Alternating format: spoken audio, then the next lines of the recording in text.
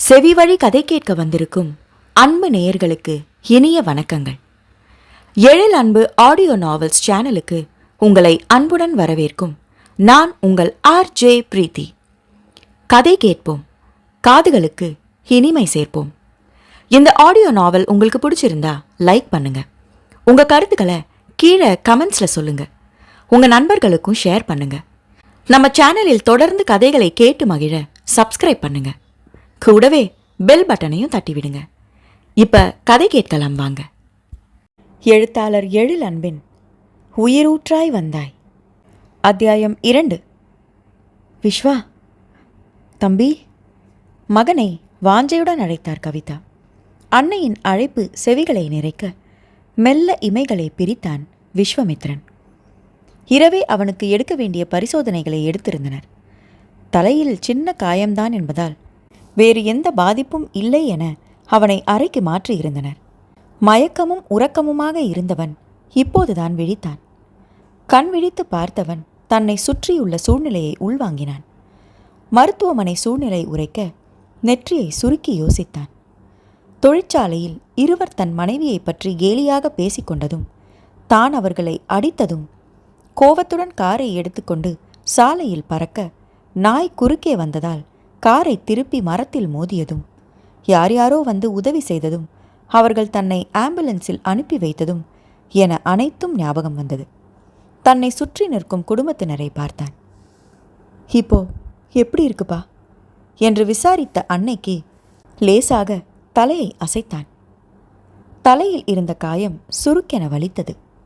ஆனாலும் அவன் தன் வலியை சிறிதும் காட்டிக்கொள்ளவில்லை. கை கால்களை அசைத்து பார்த்தான். ஒரு கையில் அடிபட்டதால் கட்டு இருந்தது. இன்னொரு கையில் குளுக்கோஸ் ஏறிக்கொண்டிருந்தது. வலது காலை சிறிதும் அசைக்க முடியவில்லை. பார்த்து கார் ஓட்டக்கூடாதா விஸ்வா? நமக்கு ஏற்கனவே நேரம் சரியில்லை. இப்போ நீ வேற இப்படி ஹாஸ்பிட்டலுக்கு வந்திருக்க, ஆதங்கமாக சொன்னார் சரளா. இப்படியெல்லாம் நடக்கணும்னு நம்ம தலையில் எழுதியிருக்கு, என்னதான் செய்ய என்று புலம்பினார் கற்பகம். அமைதியாக இருங்க எல்லாரும். விஸ்வா இப்போ தான் கண் முழிச்சிருக்கான். போய் டாக்டரை கூட்டிகிட்டு வந்து காட்டுறதை விட்டுட்டு எதுக்கு தேவையில்லாத பேச்சு என்று பெண்களை அடக்கினார் கற்பகத்தின் கணவர் சோமசுந்தரம். நான் போய் டாக்டரை கூட்டிகிட்டு வரேன் என்று வெளியே செல்ல போனான் பிரவீன். நில்லு என்று அவனை நிறுத்தினான் விஸ்வமித்ரன். என்னன்னா, இன்னைக்கு உனக்கு செமஸ்டர் எக்ஸாம் இருக்கு தானே? காலேஜ் போகாமல் இங்கே என்ன பண்ணுற?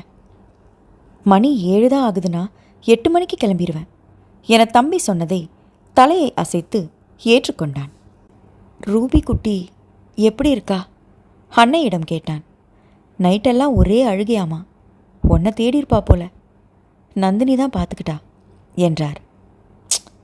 என்று முனகி கொண்டவன், நீங்கள் வீட்டுக்கு போய் பார்க்கலையா என்று கேட்டான். நீ இங்கே கண்ணை திறக்காமல் இருக்கிறப்போ எப்படி என்னால் அங்கே போய் நிம்மதியாக இருக்க முடியும் என்று கேட்டார். எனக்கு என்ன, செத்தா போயிட்டேன், குழந்தைய போய் பார்க்காம என்று எரிந்து விழுந்தான். மகனின் வார்த்தையில் கவிதாவின் கண்களில் சட்டென்று நீர் கோர்த்து கொண்டது. எதுக்கு அண்ணியை திட்டுற விஸ்வா? நான் நைட்டு வீட்டுக்கு போயிருந்தேன். நான், நந்தினி, பிரகதி எல்லாம் பார்த்துக்கிட்டோம். ரூபி நல்லா இருக்கா. என்ன அப்பப்போ சினுங்கிக்கிட்டே இருந்தா, அதையும் ரொம்ப அழவிடாமல் நந்தினி சமாளிச்சிட்டா என்றார் கற்பகம். சரி, எல்லாரும் கொஞ்சம் வெளியில் இருங்க, மாமா கிட்ட நான் கொஞ்சம் பேசணும் என்றான். சோமசுந்தரத்தை தவிர மற்றவர்கள் வெளியே சென்றனர். நேற்று நான் வெளியில் போன பிறகு கம்பெனியில் என்ன நடந்தது மாமா என கேட்டான். பெருசாக ஒன்றும் ஆகலை விஸ்வா. இப்போ எதுக்கு கம்பெனி பற்றி நினச்சிக்கிட்டு அலட்டிக்கிற? ரெஸ்ட் எடு என்றார். அதிருப்தியுடன் தலையை அசைத்தவன், பெருசாக எதுவும் நடக்கலைன்னா அப்போது சின்னதாக ஏதோ நடந்திருக்கு இல்லையா என்று கேட்டான். பிரச்சனை சின்னதோ பெருசோ எதுவாக இருந்தால் என்ன விஸ்வா? அதான் கலையும் நானும் இருக்கோம்ல, பார்த்துக்குறோம், நீ கவலைப்படாத. மாமா அழுத்தமாக அழைத்தவன், நீங்கள் பார்த்துக்க மாட்டீங்கன்னு நான் சொல்லலை. கம்பெனியில் என்ன நடந்தது எனக்கு தெரிஞ்சாகணும் என்றான் உறுதியுடன். நீ முதல்ல சொல்லு, எதுக்கு லேபர்ஸ் மேலே கையை வச்ச என்று அவர் கேட்டதும் அவனின் முகம் இறுக்கத்தின் வசமானது. அது எதுக்கு இப்போ என்றவன் சொல்ல மறுத்துவிட்டான். சோமசுந்தரத்திற்கு அவனின் மனநிலை புரிந்தது. அதை பற்றி அவன் பேச விரும்பவில்லை என்பதை புரிந்து கொண்டதால் அதை பற்றி மேலும் கேட்காமல் அவன் கிளம்பிய பிறகு தொழிற்சாலையில் நடந்ததை பகிர்ந்து கொண்டார். நீ மன்னிப்பு கேட்கலனா வேலை செய்ய மாட்டேன்னு ஸ்ட்ரைக் பண்ண ஆரம்பிச்சிட்டாங்க. நானும் பேசி சமாளித்து பார்த்தேன். கலைஞ்சு போக மாட்டோன்னு பிடிவாதம் பிடிச்சாங்க. அப்புறம் உனக்கு ஆக்சிடெண்ட் ஆனது தெரிஞ்சதும் நீ திரும்ப கம்பெனி வரும்போது பேசிக்கிறோன்னு கலைஞ்சு போனாங்க என்றார். திரும்பி வரும்போது பேசுறதா என்று அலட்சியமாக தலையை அசைத்தான். இனி எந்த பேச்சுவார்த்தையும் இல்லை. நான் அடித்த 2 பேரையும் வேலையை விட்டு தூக்குங்க. நான் திரும்பி வரும்போது அவங்க இருக்கக்கூடாது என்றான் உத்தரவாக. அவசரப்படாத விஸ்வா, அப்படி திடீர்னு வேலையை விட்டெல்லாம் தூக்க முடியாது. பிரச்சனை இன்னும் பெருசாக தான் ஆகும். அவனை அமைதிப்படுத்த முயன்றார். எவ்வளோ பெரிய பிரச்சனை ஆனாலும் பரவாயில்ல, நான் பார்த்துக்கிறேன். நீங்கள் வேலையை விட்டு தூக்குங்க. ஏன் இந்த பிடிவாதம் விஸ்வா? உன் பக்கமும் தப்பு இருக்கு. என்ன பிரச்சனையாக இருந்தாலும் நீ பேசி தீர்த்திருக்கணுமே தவிர கையை நீட்டி இருக்கக்கூடாது. என்ன பேசி தீர்த்திருக்கணுமா? நெவர். அவங்க பேசின பேச்சுக்கு நான் அவங்கள உயிரோடு விட்டு வச்சதே பெரிய விஷயம் என்றவன் தாடை ஆத்திரத்தில் இறுகியது. அப்படி அவங்க இல்லாததை ஒன்றும் பேசலையே விஸ்வா என்று சொல்லியபடி அங்கே வந்தார் கலையரசன். அவரை உக்கிரமாக பார்த்து சித்தப்பா என்று அதட்டி அழைத்தான். கோவப்படாத விஸ்வா, யதார்த்தத்தை கொஞ்சம் புரிஞ்சுக்க பழகு என்றார் நிதானமாக. எது யதார்த்தம்? ஏன் பொண்டாட்டியை பற்றி கண்டவெல்லாம் தப்பாக பேசுவான், அதை நான் பொறுத்துக்கிட்டு போகணுமா? ஆத்திரமாக கேட்டான். தப்பாக பேசுகிற மாதிரி நடந்துக்கிட்டது யார் தப்பு விஸ்வா? கலையரசனின் கேள்வி கூர்மையாக வந்து விழுந்தது. சித்தப்பா போதும் ஆத்திரமாக கத்தினான். விஸ்வா அமைதியாயிரு என்று அவனை அடக்கிய சோமசுந்தரம், கலை, இதை பற்றி இனிமே நாம் பேச வேண்டாம் என்றார். இல்லைத்தான், கொஞ்சம் கூட புரிஞ்சிக்காம. சே, சலிப்பாக கலையரசன் ஏதோ சொல்ல வர, கலை வேண்டாம் விடு, ஏற்கனவே விஸ்வா அடிபட்டு ஹாஸ்பிட்டலில் கிடக்கிறான். இந்த நேரத்தில் அவனுக்கு டென்ஷனே வேண்டாம், நீ அமைதியாயிரு என்றார் சோமசுந்தரம்.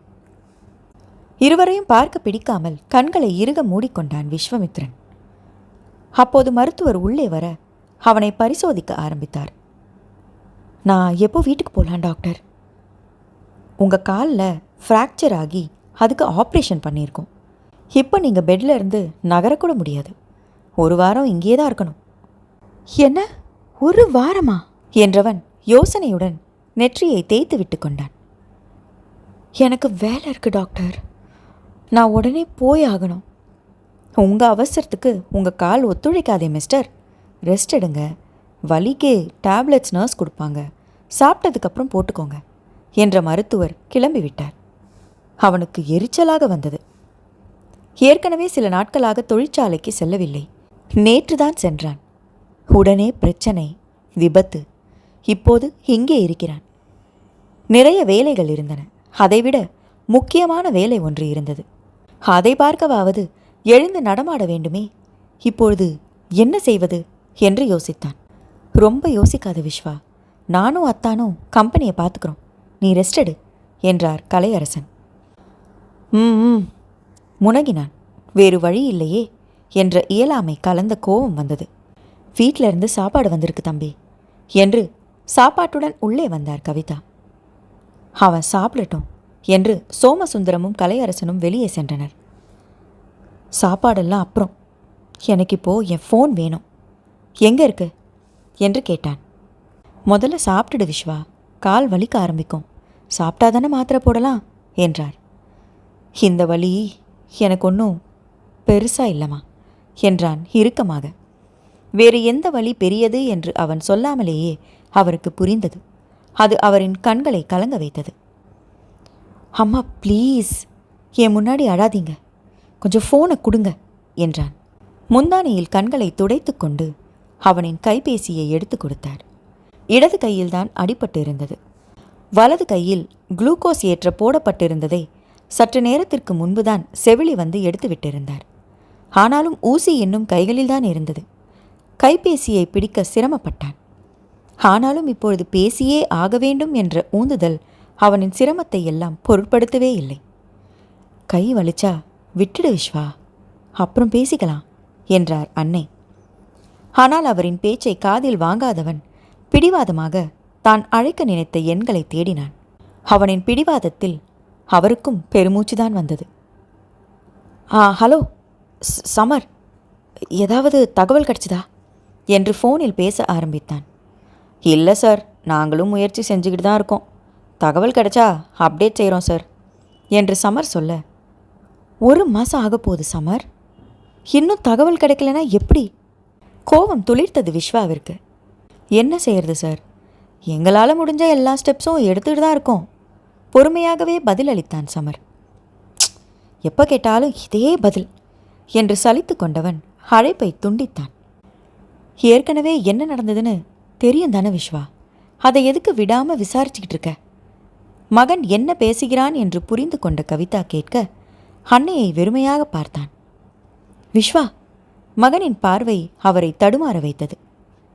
நீங்க எல்லாரும் நம்புறத நான் நம்பலன்னு அர்த்தம் என்று அழுத்தமாக சொன்னான். அந்த அழுத்தம் இனி இதை பற்றி என்னிடம் பேசாதீர்கள் என்பதாகும்.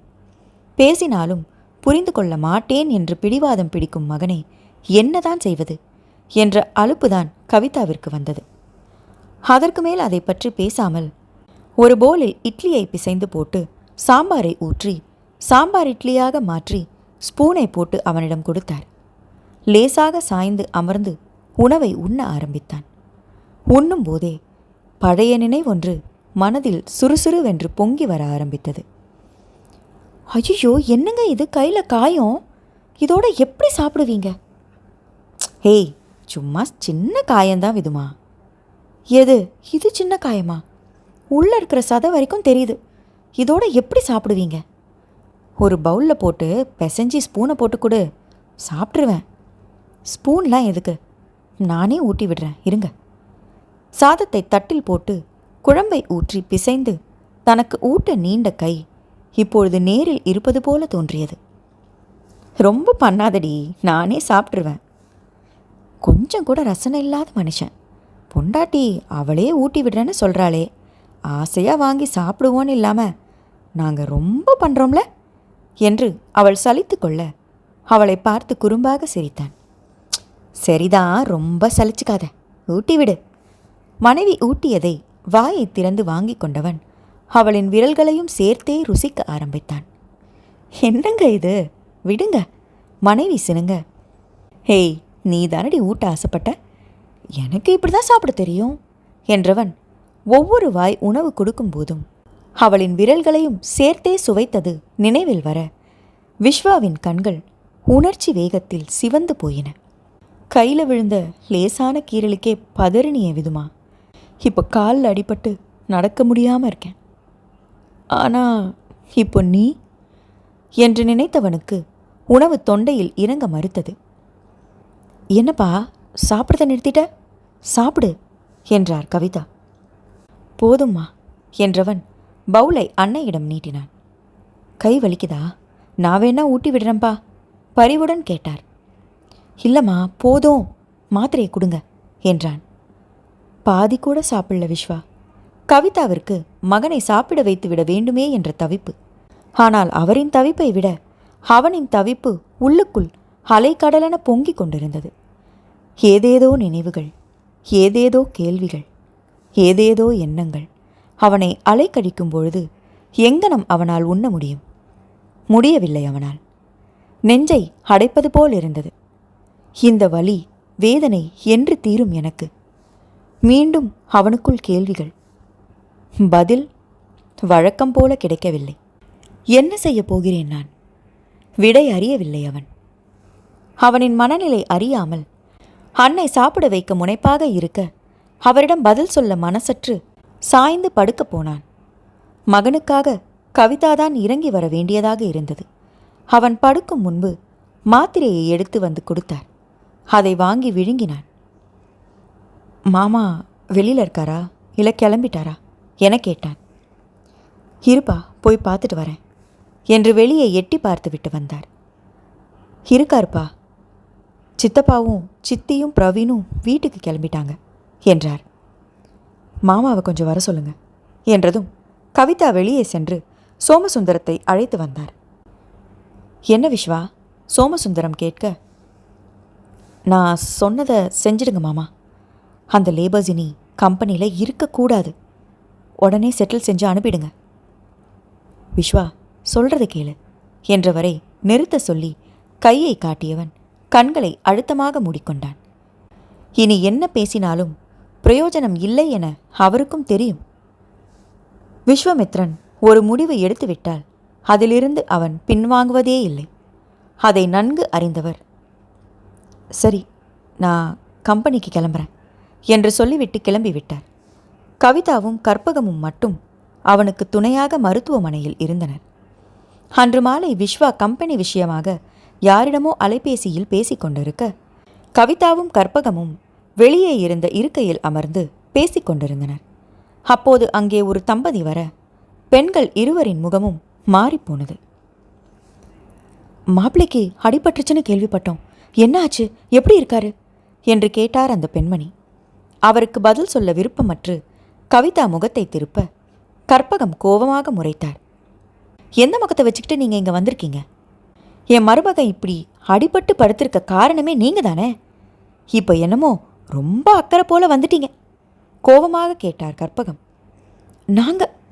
நாங்க என்று அந்த பெண்மணி திணற, அம்மா, வெளியில் யார் வந்திருக்காங்க? ஏன் அத்தை கோபமாக பேசிகிட்டு இருக்காங்க?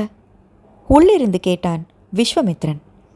கவிதாவும் கற்பகமும் பதில் சொல்லாமல் அமைதியாக இருக்க, அந்த பெண்மணியின் கணவர் லேசாக திறந்திருந்த கதவை நன்றாக திறந்து, நாங்க தான் மாப்பிள என்றார். மாமா வாங்க, உள்ள வாங்க என்று விஸ்வாமித்ரன் ஆர்வமாக அழைத்தான். கணவன் மனைவி இருவரும் உள்ளே செல்ல கடுகடுத்து போயின கவிதா கற்பகத்தின் முகங்கள்.